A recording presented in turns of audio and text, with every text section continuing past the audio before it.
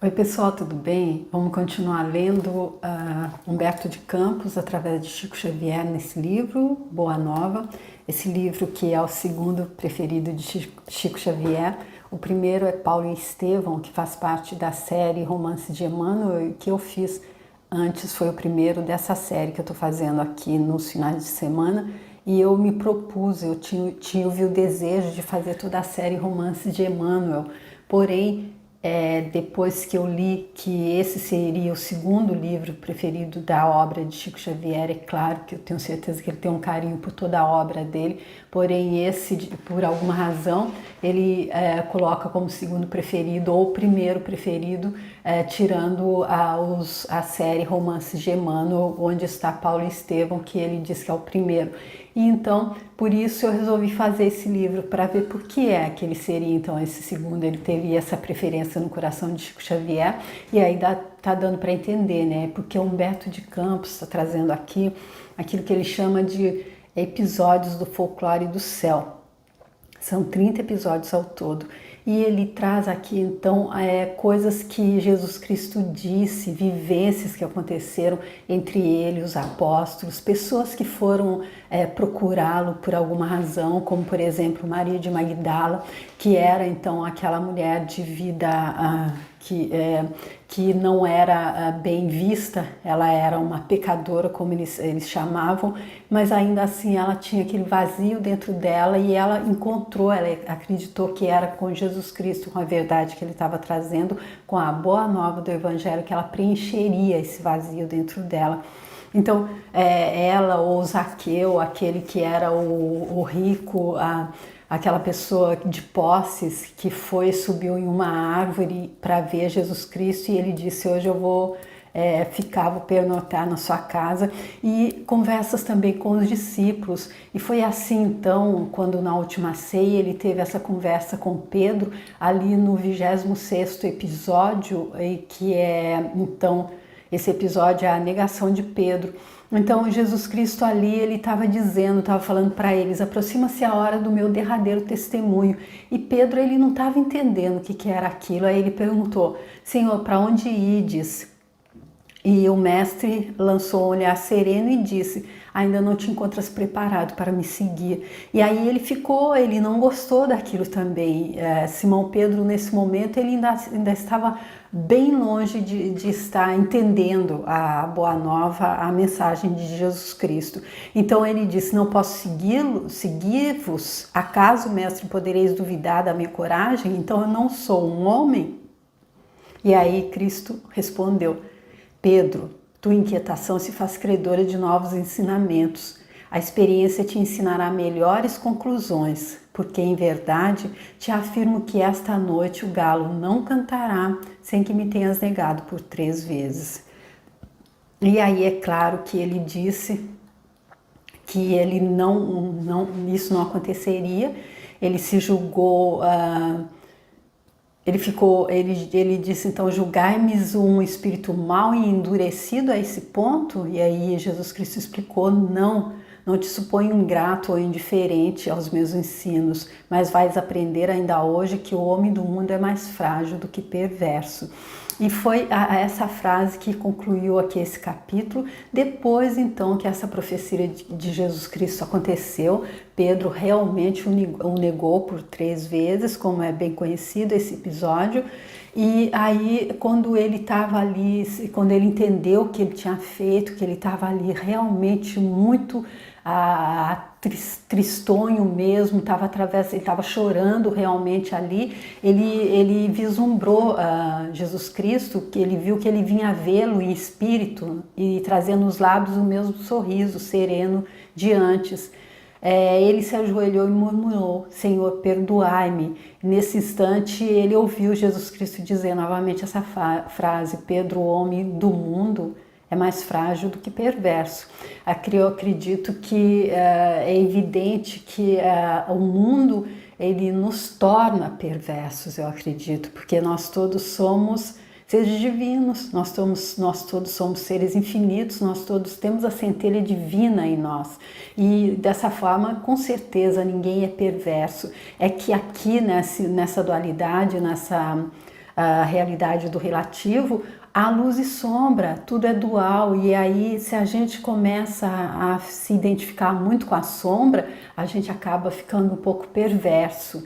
Mas aí ele diz, Jesus Cristo entende muito bem, é só a gente que não entendeu ainda que se conecta com a sombra, flerta muito com a sombra e acaba fazendo coisas que não são tão dignas assim de um ser infinito divino. Mas por quê? Porque a gente esquece, quando a gente vem para cá para participar dessa temporada humana, nós que somos seres infinitos divinos, a gente tem que esquecer que nós somos isso, a gente tem que esquecer tudo que a gente já sabia. Até eu dizia sempre que essa passagem aqui, na minha forma de entender, do que eu me lembro, do que eu consegui, esqueci tudo, mas isso eu consegui buscar ali no meu íntimo, eu sempre pensei que aqui fosse uma escola, mas aí lendo o livro do Neil Walsh, Conversando com Deus, ele diz a entidade que responde ali por Deus, diz que não é uma escola, porque nós já sabemos tudo. E aí eu discordei com ele, eu disse, dá licença a Deus de discordar, porém eu acredito, nós sabemos tudo enquanto seres infinitos divinos, mas enquanto seres infinitos divinos fazendo uma experiência humana, nós esquecemos tudo. E aí o próprio Jesus Cristo diz aqui que sim, aqui é uma escola. Então é assim, se a gente vem para essa escola e a gente opta, porque nós temos o livre-arbítrio, a aprender com um pouco mais de tempo, a gente vai um pouco brincar ali na sombra para ver como que é, aí então a gente acaba ficando perverso, para dizer isso entre aspas, como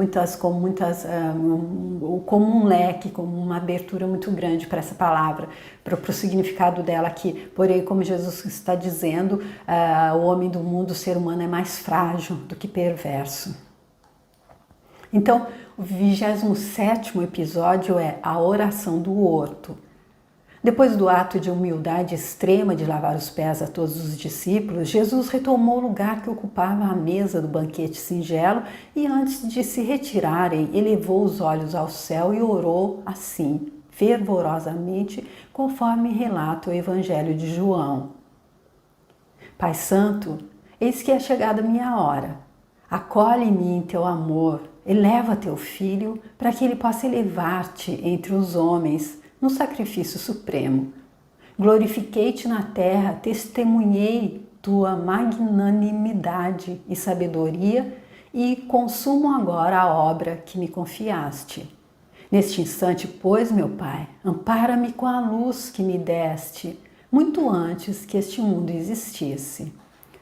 Então Jesus Cristo aqui se entregando completamente ali a Deus, ao Pai que foi quem o enviou, e como ele já disse ali no passado, contestando a Pedro quando ele disse que isso não deveria acontecer com ele, que seria todos esses infortúnios que ele diria, que ele estava dizendo, ele estava já prevendo, antevendo, ele já sabia, ele estava dizendo, tentando informar os apóstolos. Eles disseram, mas não é possível. Pedro disse, então Deus seria injusto, não sei se foi exatamente essas palavras que ele disse, e aí Jesus Cristo disse, não, ele veio para dar o testemunho, e os desígnios de Deus são de Deus, nem a ele cabia procurar entender. E aí então aqui ele se entregando completamente, se confiando completamente ao Pai, pedindo para ser amparado com a luz que Deus já tinha dado a ele muito antes que esse mundo existisse. Ou seja, mais uma confirmação aqui de Jesus Cristo para aqueles que talvez não acreditem em reencarnação, que muito antes do que isso existisse, ele já existia, e nós também, nós começamos ali, não sei precisar quando, acredito que um pouco depois dele, mas Deus cria o tempo todo. Deus não para de criar, de acordo com o que eu aprendi com o professor Hélio Couto. Então, eu acredito que todos nós, pelo menos que estamos nessa etapa da existência, nós já começamos ali bem mais atrás. E fixando o olhar amoroso sobre a comunidade dos discípulos, que silenciosos lhe acompanhavam a rogativa, continuou. Manifestei teu nome aos amigos que me deste, eram teu e tu me confiaste, para que recebessem tua palavra de sabedoria e de amor. Todos eles sabem agora que tudo quanto lhes dei provém de ti. Neste instante supremo, Pai, não rogo pelo mundo, que a obra tua e cuja perfeição se verificará algum dia, porque está nos teus desígnios insondáveis.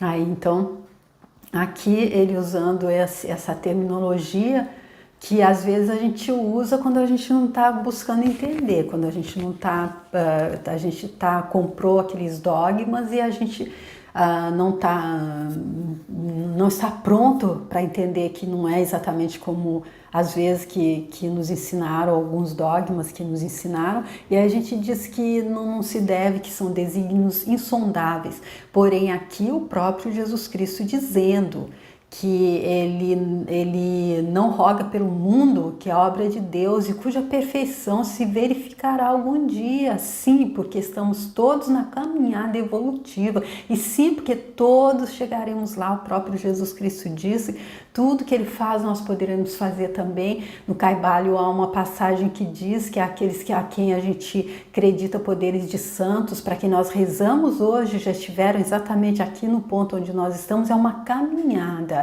Mas aí cada um vai no veículo que tem aqueles que estão indo a pé, os outros de bicicleta, os outros de carro, os outros já entenderam, já estão indo de avião a jato, acredito, só para fazer uma analogia assim grosseira.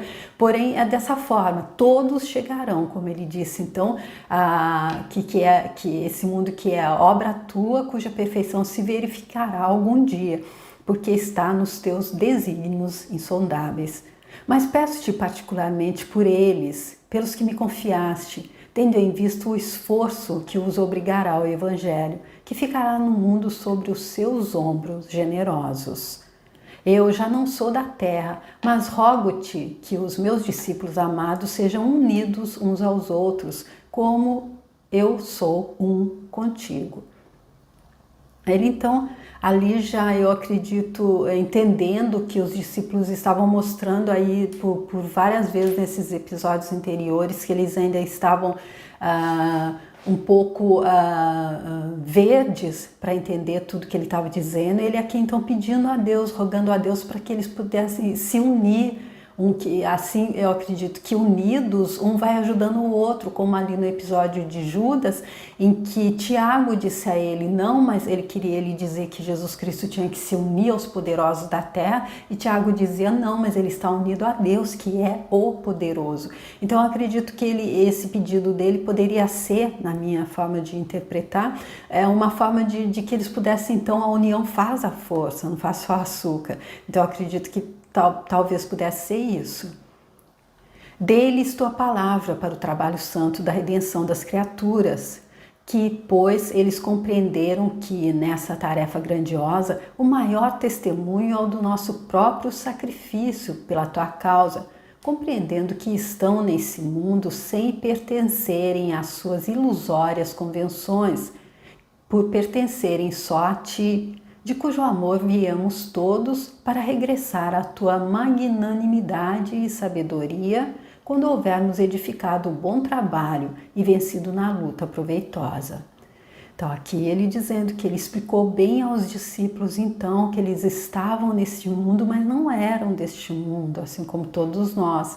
Nós estamos fazendo uma experiência humana na carne, porém temporária, como o próprio Humberto de Campos diz nessa obra. Nós estamos em trânsito, nós estamos trafegando numa realidade onde há luz e sombras e a gente tem um livre-arbítrio. É por isso que ele diz ele explicou a eles que eles não pertencem às ilusórias convenções do mundo, mas que pertencem só a Deus, e de cujo amor viemos e voltaremos todos quando houvermos edificado o bom trabalho e vencido na luta proveitosa. Então, cada um aí fazendo por si, mas se unindo um para ajudar o outro, e entendendo que, como a gente tem um livre-arbítrio, Deus nos deixa experimentar como a gente quiser. Se a gente entender que a sombra, a gente dá uma experimentada assim, a gente vê que não é exatamente isso que pode nos levar de volta assim para esse amor, para essa luz divina. Então a gente já entende que a gente deve se chegar mais para o lado da luz, acredito. Que meus discípulos, Pai, não façam da minha presença pessoal motivo de sua alegria imediata.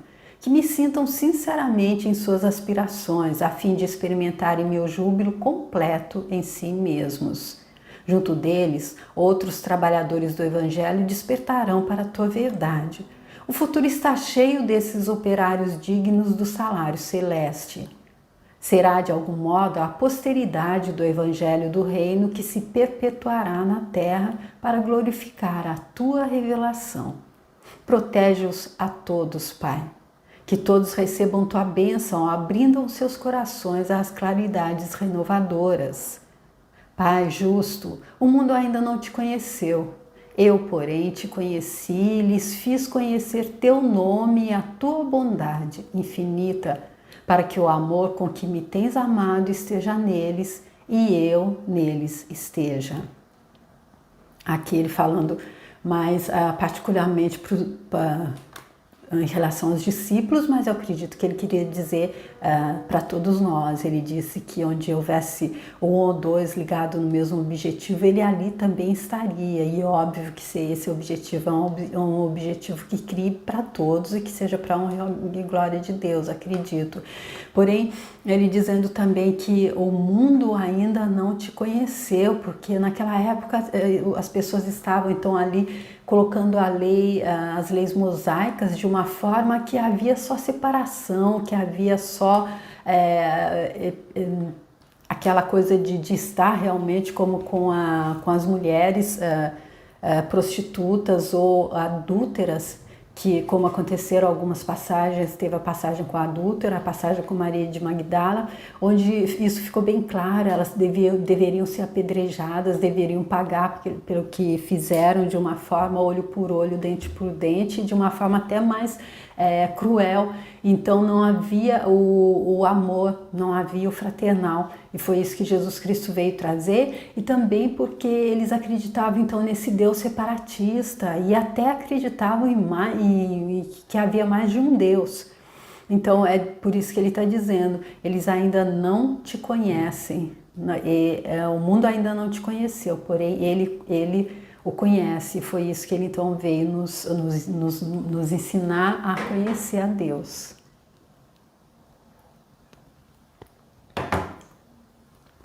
Terminada a oração, acompanhada em religioso silêncio por parte dos discípulos, Jesus se retirou em companhia de Simão Pedro e dos 2 filhos de Zebedeu para o Monte das Oliveiras, onde costumava meditar.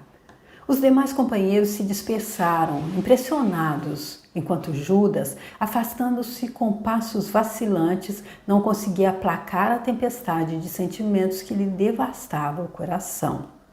Então nós já vimos, ele já trouxe aqui nos vídeos anteriores a passagem em que Judas vai. Então Judas, que o considerava muito ingênuo para estar à frente desse movimento, então ele achava que deveria ser ele. Então ele fez ali uma troca com aquele chamava de os poderosos, então a quem ele acreditava que Jesus Cristo, se fosse esperto, se uniria. Então ele já tinha feito aquilo em troca de ficar com o lugar, de ter poder. Ele então entregaria Jesus Cristo e depois ele pensava, como ele o amava muito, ele iria depois soltá-lo e trazê-lo até para o lado dele para ajudá-lo, mas não como o líder, claro, porque ele acreditava que ele fosse fraco para tanto.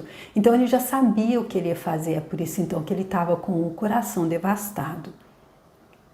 O crepúsculo começava a cair sobre o céu claro. Apesar do sol radioso da tarde a iluminar a paisagem, soprava o vento em rajadas muito frias. Daí a alguns instantes, o mestre e os 3 companheiros alcançavam um monte povoado de árvores frondosas que convidavam ao pensamento contemplativo. Acomodando os discípulos em bancos naturais que as ervas do caminho se incumbiam de adornar, falou-lhes o mestre em tom sereno e resoluto. Esta é minha derradeira hora convosco. Orai e vigiai comigo, para que eu tenha a glorificação de Deus no supremo testemunho. Aqui então, Ele trazendo aquela máxima que a gente conhece, orai e vigiai.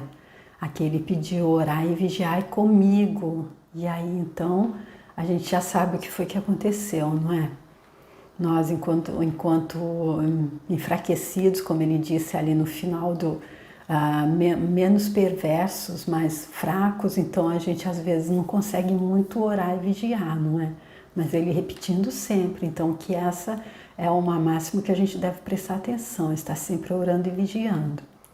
Assim dizendo, afastou-se a pequena distância onde permaneceu em prece, cuja sublimidade os apóstolos não podiam observar. Pedro, João e Tiago estavam profundamente tocados pelo que viam e ouviam. Nunca o mestre lhes parecera tão solene, tão convicto como naquele instante de penosas recomendações. Rompendo o silêncio que se fizera, João ponderou. Oremos e vigiemos, de acordo com as recomendações do mestre, pois se ele aqui nos trouxe apenas nós três em sua companhia, isso deve significar para o nosso espírito a grandeza da sua confiança em nosso auxílio. Puseram-se a meditar silenciosamente. Entretanto, sem que lograssem explicar o motivo, adormeceram no recurso da oração. Passados alguns minutos, acordavam ouvindo o mestre que lhe observava. Despertai, não vos recomendei que vigiasseis? Não podereis velar comigo 1 minuto? Aí então Jesus Cristo aqui mostrando um pouco de contrariedade, não é? Apesar dele conhecer o coração deles, eu acredito que ele já sabia, ele já esperava, porém ainda assim eu acredito que deva ter ficado um pouco desapontado. João e os companheiros esfregaram os olhos, reconhecendo a própria falta. Então Jesus, cujo olhar parecia iluminado por estranho fulgor, lhes contou que fora visitado por um anjo de Deus que o confortara para o martírio supremo. Mas uma vez lhes pediu que orassem com o coração e novamente se afastou. Contudo, os discípulos, insensivelmente cedendo aos imperativos do corpo e olvidando as necessidades do espírito, de novo adormeceram em meio da meditação. Despertaram com o mestre a lhes repetir: não conseguistes então orar comigo? Os 3 discípulos acordaram estremunhados. A paisagem desolada de Jerusalém mergulhava na sombra. Antes, porém, que se pudessem justificar de novo a falta, um grupo de soldados e populares aproximou-se, vindo Judas à frente. O filho de Iscariotes avançou e depôs na fronte do mestre o beijo combinado, ao passo que Jesus, sem denotar nenhuma fraqueza e deixando a lição de sua coragem e de seu afeto aos companheiros, perguntou: amigo, a que vieste? Sua interrogação, todavia, não recebeu qualquer resposta. Os mensageiros do sacerdote prenderam-no e lhe manietaram as mãos como se o fizessem a um salteador vulgar. Depois das cenas descritas com fidelidade nos evangelhos, observamos as disposições psicológicas dos discípulos no momento doloroso. Pedro e João foram os últimos a se separarem do mestre bem-amado, depois de tentarem fracos esforços pela sua libertação. No dia seguinte, os movimentos criminosos da turba arrefeceram o entusiasmo e o devotamento dos companheiros mais enérgicos e decididos na fé. As penas impostas a Jesus eram excessivamente severas para que fossem tentados a segui-lo. Da corte provincial ao palácio de Antipas, viu-se o condenado exposto ao insulto e à zombaria. Com exceção do filho de Zebedeu, que se conservou ao lado de Maria até o instante derradeiro, todos os que integravam o reduzido colégio do Senhor debandaram. Receosos da perseguição, alguns se ocultaram nos sítios próximos, enquanto outros, trocando as túnicas habituais, seguiam de longe o inesquecível cortejo, vacilando entre a dedicação e o temor. Aqui, então, eles deixando-se vencer pela fraqueza, pelo medo, e mais uma vez falando, então, de como é que foi diferente, então, o testemunho dado, por exemplo, por Santa Joana que já teve aí o episódio passado dela, que ela então foi ali açoitada junto com o próprio filho, e o filho pedia a ela para que negasse, então, para que negasse o evangelho, negasse Jesus Cristo, e ela disse não. Ele veio para dar o testemunho, ele estava dando o testemunho dele, ele tinha dado o testemunho dele, e ela também daria o testemunho dela, apesar de estar vendo o filho sendo açoitado e apesar de estar prestes a ser queimada viva.